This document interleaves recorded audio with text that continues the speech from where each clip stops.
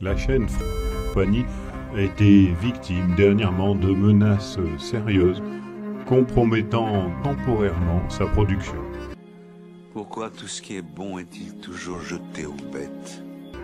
De plus, vous êtes un certain nombre à vous poser des questions sur le devenir de certaines lignes, ainsi que sur les choix politiques ou stratégiques. Voici donc la vérité pour vous éclairer. Le 13 août 1904, le train 1036 quitte la gare de Figeac. 2 kilomètres après cette dernière, à la hauteur du hameau de Buzac, le train déraille. La machine a tout à coup démoli le parapet qui borde la voie et a sauté dans la rivière, le Célé, d'une hauteur de 7 mètres.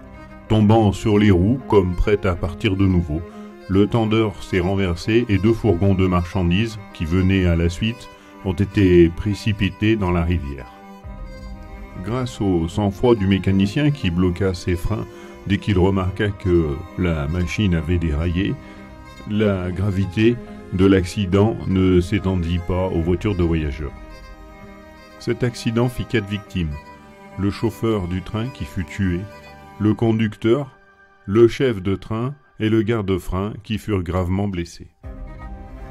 Dans cette coupure, il est à noter, la circulation des trains a été rapidement rétablie grâce aux mesures dictées par monsieur l'ingénieur principal. Et dans cette autre, par suite de ce déraillement, le train 1036 est arrivé en gare d'Aurillac avec près de 4 heures de retard.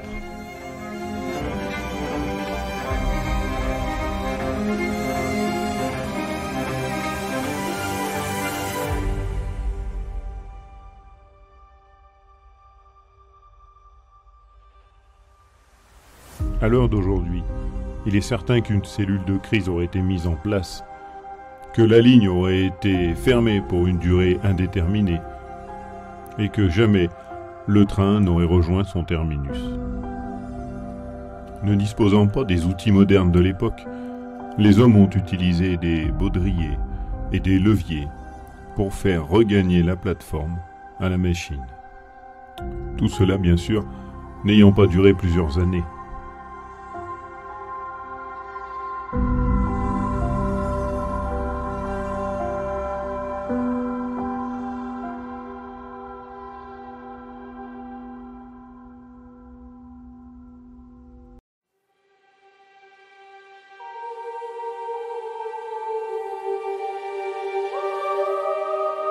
Dans la nuit du jeudi 21 au vendredi 22 novembre 2018, la gare de Figeac était quasiment entièrement détruite par un incendie.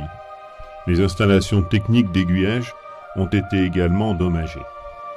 Après de longs mois de tâtonnements techniques et administratifs, la SNCF a accepté de vendre le bâtiment voyageur à la région Occitanie. Cela permettra de reconstruire le bâtiment historique. Le feu a démarré dans un bureau à l'étage, inoccupé depuis des mois. Tout le système électrique avait été refait à neuf sous peu, et aucun appareil n'était resté branché. Cette nuit-là, 2 autres départs de feu ont eu lieu au même moment dans la ville de Figeac. L'enquête ayant conclu un accident. Mais en réalité, le problème ce n'est pas la gare en elle-même, qui est un simple bâtiment destiné à accueillir les voyageurs, mais plutôt le poste d'aiguillage qui lui est octroyé et qui permet le croisement des trains venant soit d'Aurillac, soit de Brive et se dirigeant en direction de Rodez ou de Toulouse. Il aura donc fallu attendre 2 ans et demi pour que la décision soit prise de reconstruire un petit poste d'aiguillage juste pour permettre aux trains en provenance d'Aurillac et par-delà de Clermont-Ferrand de rejoindre Toulouse. La construction de ce poste sera donc confiée à une entreprise privée. Les travaux devraient être finis début 2022. Mais la réouverture de la ligne n'interviendra pas avant au moins 2023, puisqu'il est prévu de faire des essais pendant 1 an.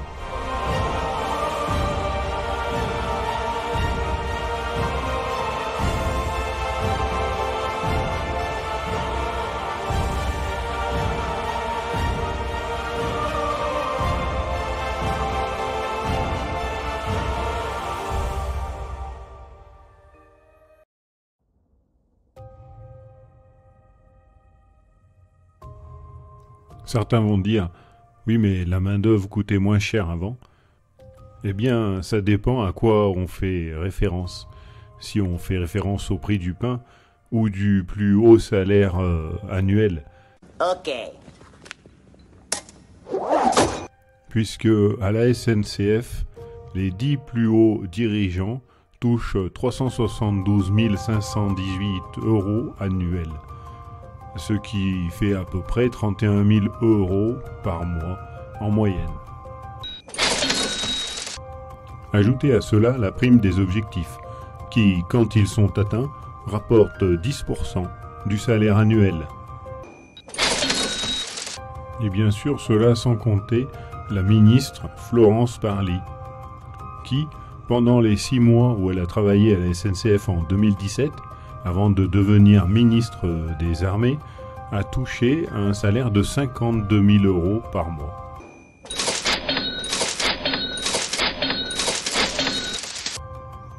Il y a ceux qui vont penser qu'à cette époque, on ne pouvait pas acheminer les voyageurs en bus, et c'est par obligation qu'ils finissaient leur trajet en train. Pourtant, comme on peut le voir sur cette photo, les trajets en bus existaient déjà depuis longtemps. Et toute proportion gardée, même si on peut dire que les routes n'étaient pas ce qu'elles sont et les véhicules non plus, le train ne circulait pas non plus à la vitesse à laquelle il circule aujourd'hui. Donc les proportions étaient identiques. La seule différence, c'est que le gouvernement d'alors voulait le train. Et quand une proposition d'ouverture de ligne était présentée, on disait qu'elle était déclarée d'utilité publique et la ligne prenait vie.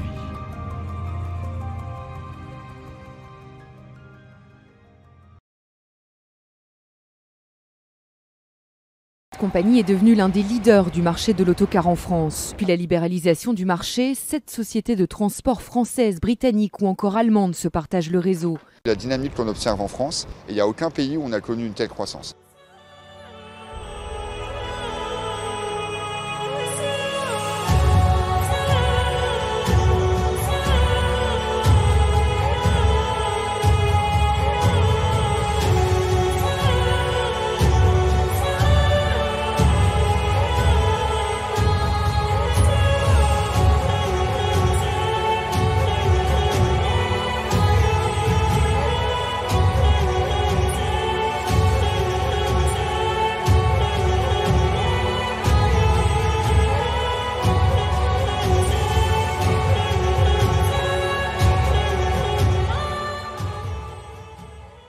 Espace clos, manque de distanciation, port du masque pendant plusieurs heures. Combien y a-t-il aujourd'hui d'opérateurs qui sont, j'allais dire, toujours d'aplomb ? Eh bien aujourd'hui, ils sont 2 à se partager le marché. Il y a Flixbus d'une part, et puis il ne faut pas oublier qu'on est dans un secteur extrêmement concurrentiel, avec en face le train low cost et puis l'offre de la voiture individuelle. Elle est bonne pour ceux qui aujourd'hui ne peuvent pas se déplacer dans les transports en commun parce que le train est trop cher. Les pauvres qui ne peuvent pas voyager voyageront plus facilement. Si je vous dis « con vous avez l'air », c'est pas français. C'est juste, mais c'est pas français. Lorsqu'on regarde qui voyage aujourd'hui en autocar, eh bien en effet, ce sont les familles les plus modestes, ce sont les jeunes, ce sont les sans-emploi ou les emplois les plus précaires et les plus fragiles. Ce garçon est incorrigible. La SNCF a maintenant tous les atouts pour réussir dans ce nouveau monde. Cette locomotive ne tirera plus jamais aucun wagon, elle attend d'être démantelée. Tout autour, plusieurs centaines de rames en train de rouiller.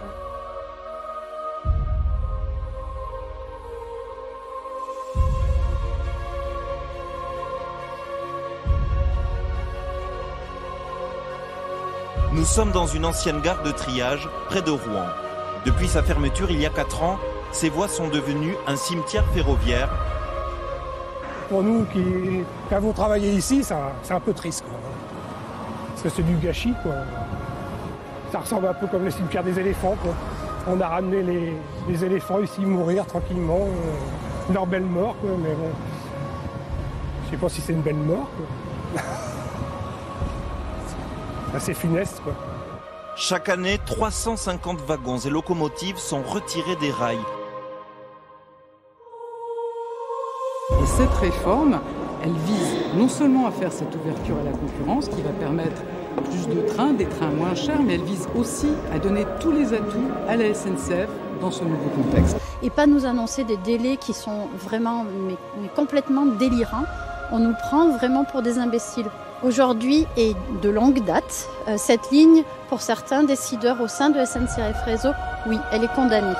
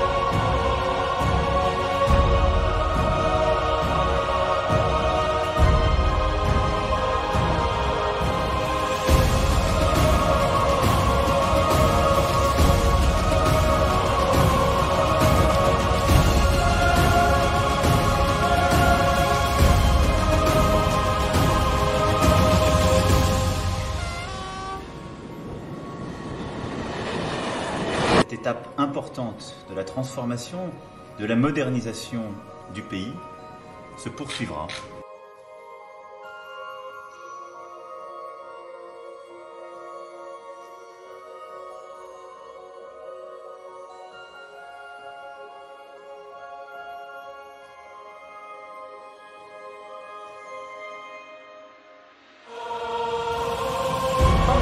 SNCF qui fait du fret ferroviaire en France, est-ce que les autres s'en sortent mieux? Eh bien, pas du tout. Regardez l'activité du fret ferroviaire dans son ensemble depuis 20 ans. En 2000, 57 milliards de tonnes kilomètres transportés par train. À l'époque, la SNCF est en situation de monopole. Et regardez aujourd'hui, seulement 32 milliards, SNCF et concurrents inclus. Le train ne représente plus que 9% du transport de marchandises. Malgré la concurrence, le fret ferroviaire a fortement diminué.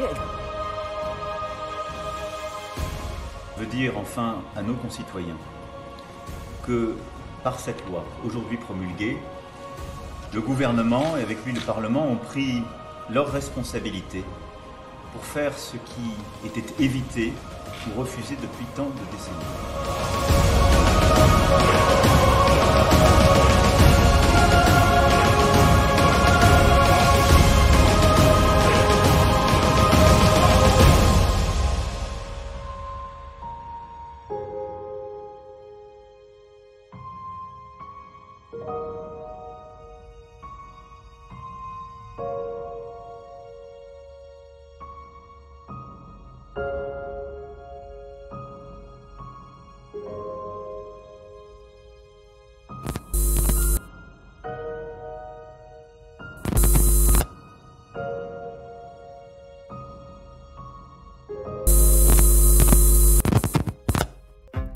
Le 28 mars 1934, un train rempli de riches voyageurs, le 31 059, quitte Arvan à 5h30 du matin. Dans une courbe à gauche, 800 mètres avant le village de Brugeil, le train percute à 50 km/h un amas rocheux se trouvant sur la voie. Parmi les riches victimes, on dénombre 2 morts et 10 blessés. Parmi eux, des cultivateurs, des étudiants. Ils ne peuvent pas se déplacer dans les transports en commun parce que le train est trop cher. Aussitôt, des équipes de cheminots sont envoyées sur place pour rétablir la circulation le plus rapidement possible. Mais cette dernière ne pourra pas revenir à son état normal avant 3 jours.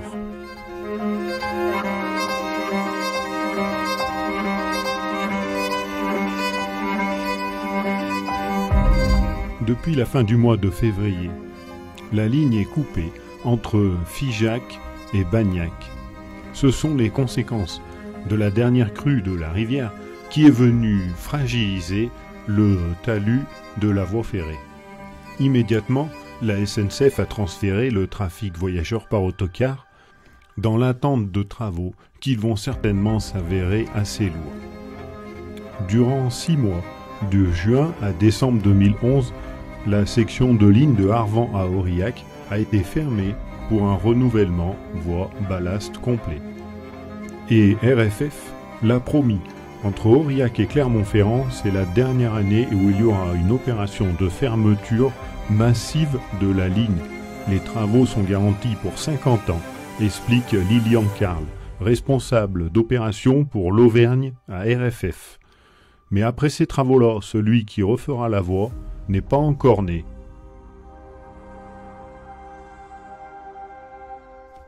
À peine 5 ans après, nouvel arrêt des circulations pour cause de travaux entre Aurillac et Neussargues, du 7 juillet au 31 août 2016, entre Neussargues et Arvan du 1er au 19 août 2016, puis 6 ans après, dans le prolongement de la ligne, 4 mois de fermeture de mars à juillet 2017, entre Aurillac et Figeac, et entre Aurillac et Brive, toujours pour travaux. Le 31 mai 2016, la montagne titre Aurillac, Clermont, la traversée de 5 gares, Vic-sur-Cère, Loluran, Murat, Neussargues et Massiac, est critique, de même que l'état de 7 tunnels dont celui du Luran a traité rapidement, voire en urgence. Depuis, la vitesse est limitée à 60 km/h pour les trains les plus rapides entre Vic-sur-Cère et Le Luran. Un abaissement de vitesse qui fait suite à l'état de la voie qui est neuve. Et il y a mieux, en 2022, il est prévu 10 mois de fermeture de ligne entre Aurillac et Arvan. Ajoutez à cela une vitesse de 55 km/h pour les trains se dirigeant vers Brive et 55 km/h pour les trains se dirigeant vers Morse sur la ligne en direction de Toulouse. Bien entendu, toutes ces fermetures vont entraîner des transbordements en bus. Ces transbordements en bus ont 2 objectifs. Le premier, c'est d'habituer les voyageurs à un autre mode de transport, utiliser le bus avec des temps rallongés ou une voiture personnelle.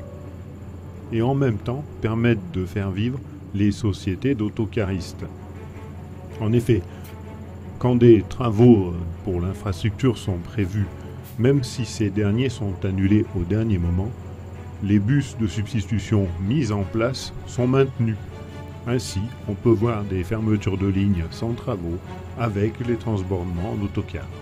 Qui voyage aujourd'hui en autocar? Eh bien, en effet, ce sont les familles les plus modestes. Seule solution pour les voyageurs, prendre le car. C'est plus long en bus. Et puis en bus, des fois, vous êtes coincé sur la route avec les bouchons ou les choses comme ça, qu'en train, il n'y a pas de bouchons. Donc quand on me dit « les pauvres voyageront en autocar », j'ai tendance à penser que c'est une caricature. Mais les pauvres qui ne peuvent pas voyager, voyageront plus facilement. Et les bus, on les a que le mercredi, le jeudi et le vendredi. Le samedi et le dimanche, nous me faut être cloîtrés ici. Il y a du constat implacable que montrent les chiffres, c'est-à-dire une fermeture très, très importante des lignes. Je crois qu'il y a une notion qui est rappelée avec justesse dans le film, c'est la notion de réseau. C'est-à-dire que le ferroviaire, on ne peut pas le découper comme ça en lignes indépendantes les unes des autres ou concevoir des choses de façon un peu morcelée. Le ferroviaire, ça séduit les passagers. Nos clients, nos 4,5 millions de clients. L'autre point d'attention de cette réforme est l'amélioration du service aux usagers. Plus de trains sur les rails, plus de passagers sur les quais. Dans les Vosges, la ligne Nancy-Vittel est à l'abandon depuis 3 ans, fermée pour cause de sécurité. Avec la fermeture des guichets dans les gares, 6 gares, c'est vraiment énorme. On s'attendait avant la réforme ferroviaire qu'ils veuillent en fermer 2 ou 3. Les contrôleurs ont en principe l'obligation d'appliquer le tarif de bord. Une personne empruntant un train sans billet, faute de distributeur, de guichet ou simplement d'ordinateur. Le requin, salut, c'est moi, c'est Raclette, cet appel de la gare, là. Ouais, c'est trop selon, y a pas un ça, c'est vide. Je te jure, c'est flippant, y a juste un crétin qui fout rien derrière son guichet. Devra prendre un billet à bord du train. Le contrôleur de ce train ne pourra donner à la personne qu'un billet concernant ce train propre. Si cette personne doit emprunter 2 trains pour arriver à sa destination, En gare intermédiaire, elle devra prendre un deuxième billet. Le montant des pénalités augmente si vous montez à bord sans billet, et ce, quelle qu'en soit la raison, même si vous vous présentez spontanément au chef de train. Auparavant, il était possible d'acheter son billet TER auprès du contrôleur au même prix qu'au guichet. Dès demain, il vous en coûtera plus cher. D'écœurer sans doute définitivement des gens qui ont fait l'effort de prendre le train. Et à ce moment-là, soit elle aura le temps d'aller au guichet pour aller chercher son billet, soit elle prendra de nouveau un billet à bord du train et sera contrainte au tarif de bord. Si vous voulez pas de billet électronique, parce que vous n'avez pas Internet, il y a un truc qui s'appelle la Poste, qui existe depuis 200 ans, et vous vous faites envoyer votre billet par la Poste. Ce garçon est incorrigible. La vitesse du train est abaissée à 60 km/h. Résultat, à Belvès, le retraité est seul sur le quai et dans le wagon. Une stratégie de la SNCF, selon lui, pour fermer la ligne. C'est vraiment notre ligne de vie. C'est certain que si on nous la coupe, c'est vraiment, je vous assure, une mort annoncée de notre territoire. Les régions font le job, au-delà même de leurs compétences. Mais les ressources de l'État ne sont pas là. Moi, je crois au chemin de fer. Je fais ça parce que je veux un chemin de fer fort. Vous me faites mal à la tête.